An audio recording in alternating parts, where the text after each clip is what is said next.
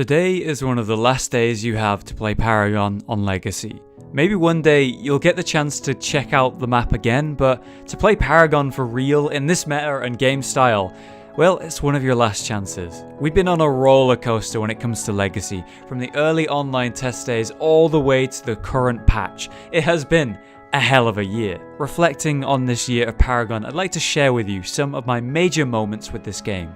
With Legacy, Paragon was announced with its awesome trailer 363 days ago. That is so close to a whole year.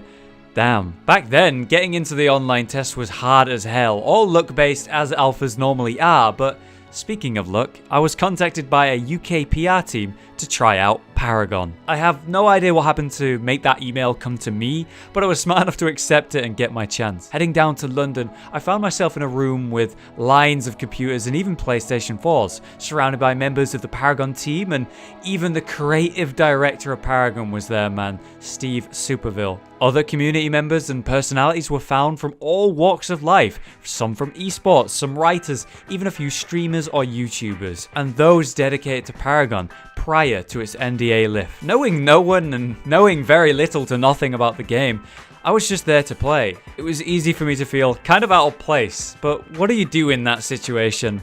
Well, you dive in. I picked up Kalari in my first game ever and got to grips with her mechanics and her old ultimate too. You know, that crazy dash she could use to kill someone in just one swing? The game was close and messy, and we were all new to the game back then, but there was one highlight moment for me in my first game of Paragon. I'd caught Sparrow alone in our jungle, and we ended up having an extremely close 1v1. I couldn't kill her in my first combo, and back then, if you use your whole combo on someone and they weren't dead, you were kinda screwed as Kalari. And that player, they were playing Sparrow, a carry that was doing nasty damage, you know, barely missing a shot. I managed to just come out on top by the skin of my teeth in that fight, and after the game ended, I instantly walked over to the other side of the room, asking that team, the players, who was it? Who was the Sparrow player? Who did I fight in that moment?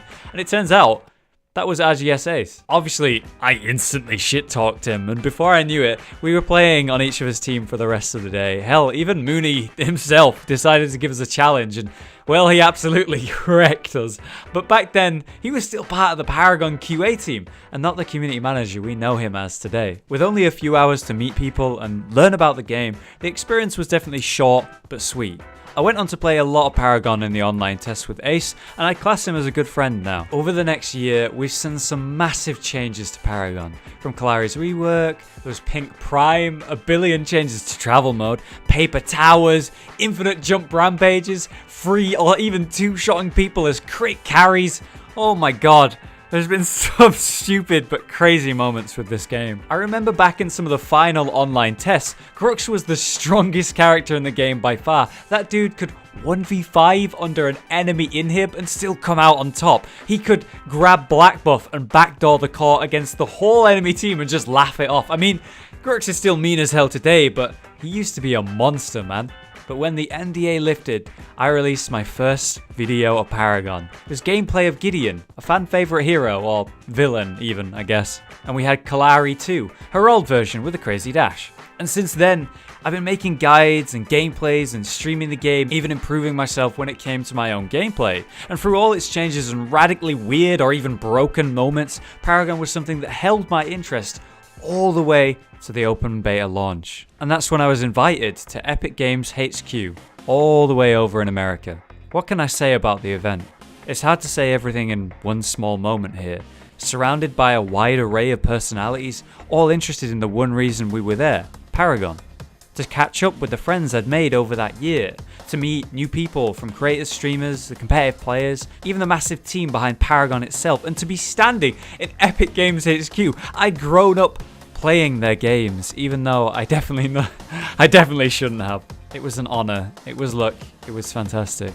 We were able to see so far into the future of Paragon, to see and even play many new heroes coming to the game, and even play Monolith well before its announcement, and take part in a big live stream to kick off the open beta and just have a good time. I think of that event as nothing but fun. Staying up extremely late playing Paragon, or talking with many of those at the event. You know, those conversations, many were deep and perspective changing, many were silly and stupid, but all of it All of it was fun. I came back from that experience with a passion and drive to dedicate more of myself to this awesome game and to involve myself with these talented, interesting people. Since then, the game has seen more change as always, and I found myself playing at the highest level I ever have in the game, playing and interacting with competitive players, the casters, the mods, people from Epic themselves, and creating more Paragon videos and streaming it 5 days a week, and hell, now I'm even trying my hand at casting too.